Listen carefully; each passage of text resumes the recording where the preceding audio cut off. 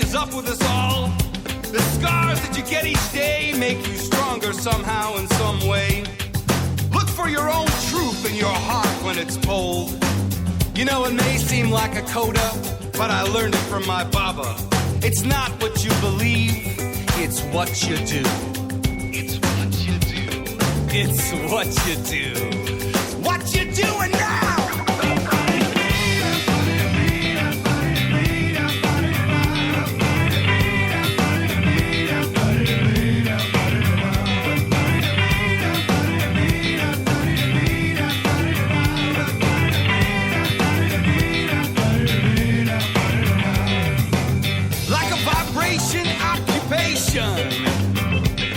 In a fraction of an inch, and loving all is one is supposed to be a cinch. Be a messenger, be a radical, be love.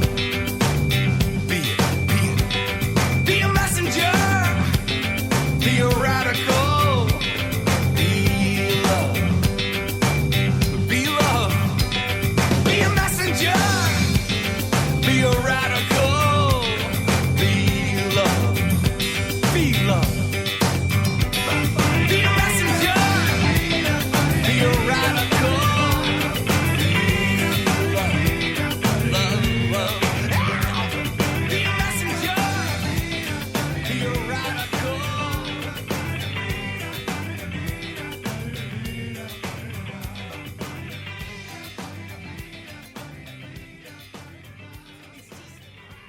I Am Love, Ed Roman from his new album Red Omen.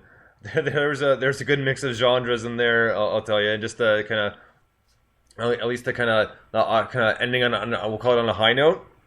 Well, why not? I mean, Mike Stover said the same thing. He put out something in social media a while back with, what kind of tune is this? Yeah. Is this a pop tune? Is this a funk tune? Is it a rock tune? Is it a da-da-da-da? Is this a reggae number? It's got a one drop in it, but it doesn't happen the whole time.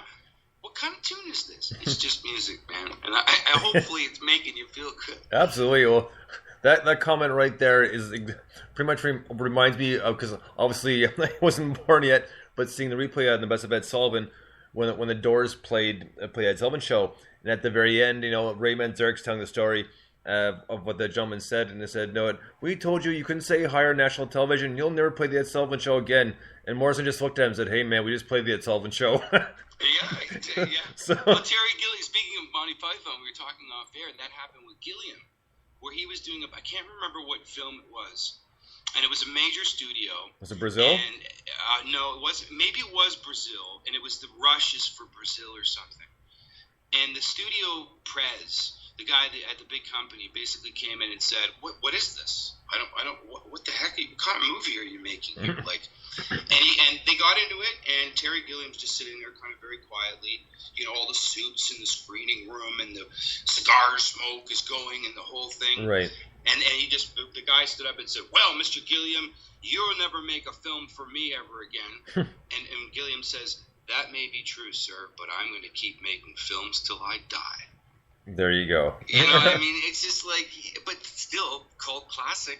Oh, absolutely. So, I mean, geez. And I kind of think he was alluding to a little bit of that with Zero Theorem. Okay. In a new modern 21st century-esque kind of twist. Not so much about the whole hidden fears and explosives and the dreamlike states, but I don't know if you've seen Zero Theorem yet, but it definitely has that, like, and I say 21st century twist where it's more computerized and in the ether as far as the thinking process, as opposed to Brazil, which is in the immediacy of the insanity. You right. know what I mean? No, yeah, he's great, Gilliam. I have seen Zero Theorem, but it's been a while, so it's so not so fresh in my memory. Well, and it's like, you know, he's got the job, but he's working this crazy computer, and every day he's got to change out these colored files, you know, and those colored files are also a form of currency, you know, and then as he's walking out of his job, he's walking down the street, and lo and behold, there's just this screen of advertisement that's continually following him everywhere he goes. And that's very almost symmetrical to the way where the guy's living in the apartment, Bob Hoskins comes in, and he's trying to figure out where all the new tubing goes, and have you been tampering with anything, and all that kind of stuff, right?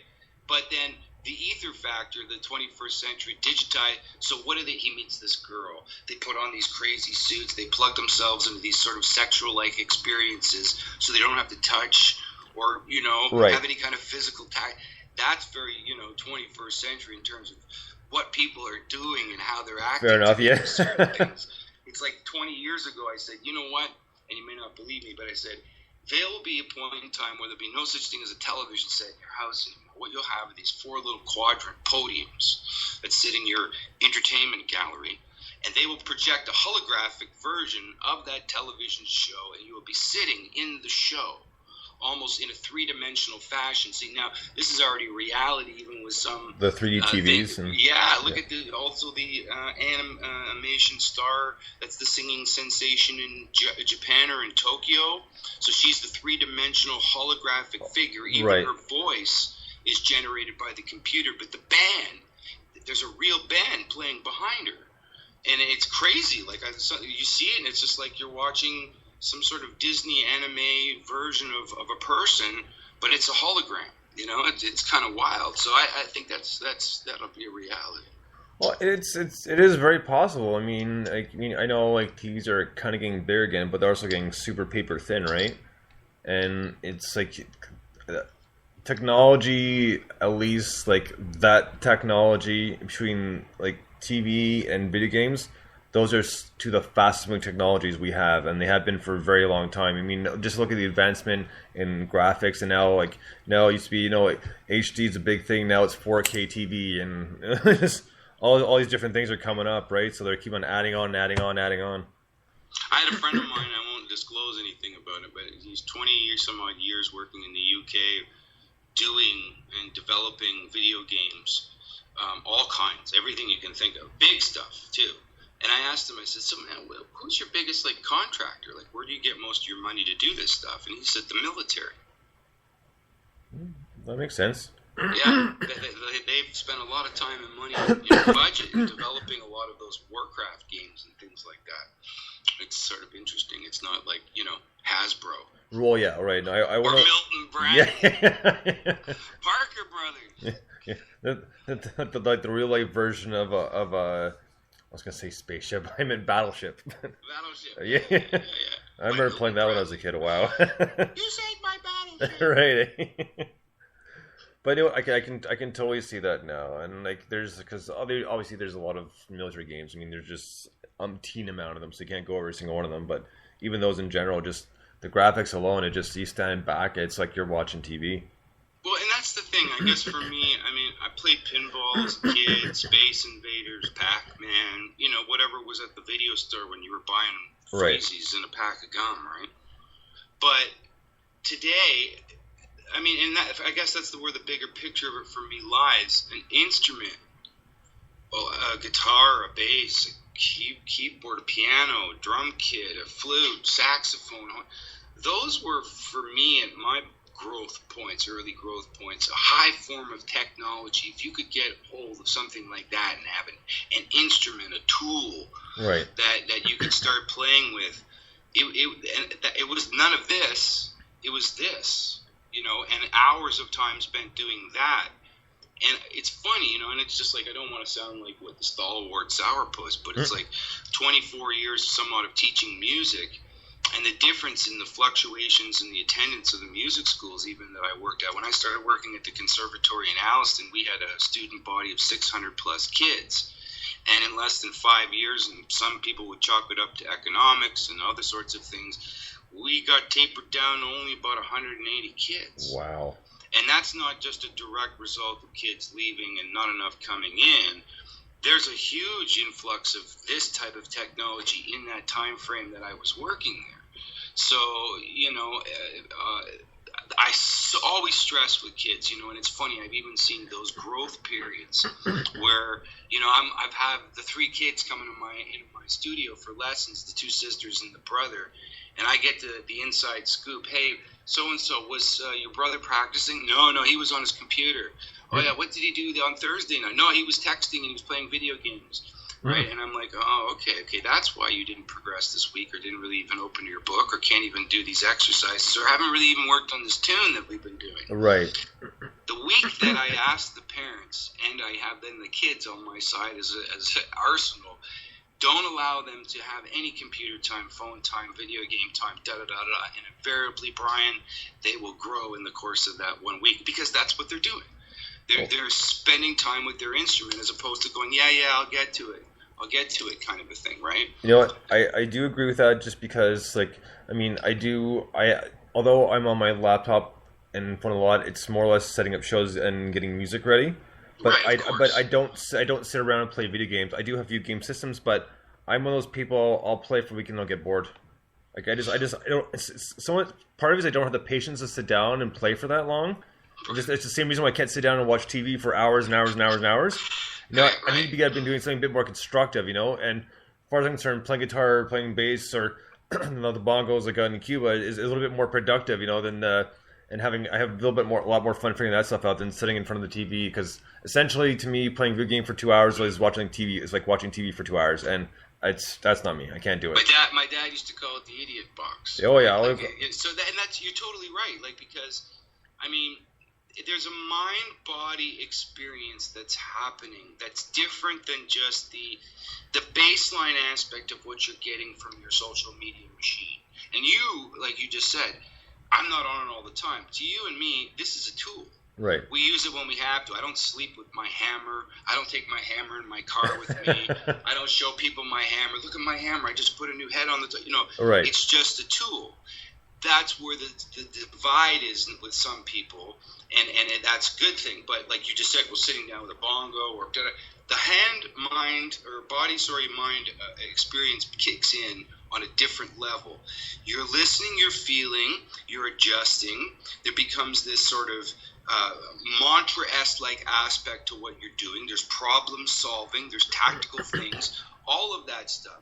With this, it becomes more like face value, reading, discerning. There's Right. no physical aspect to the other than using your thumbs and flicking a page back and forth.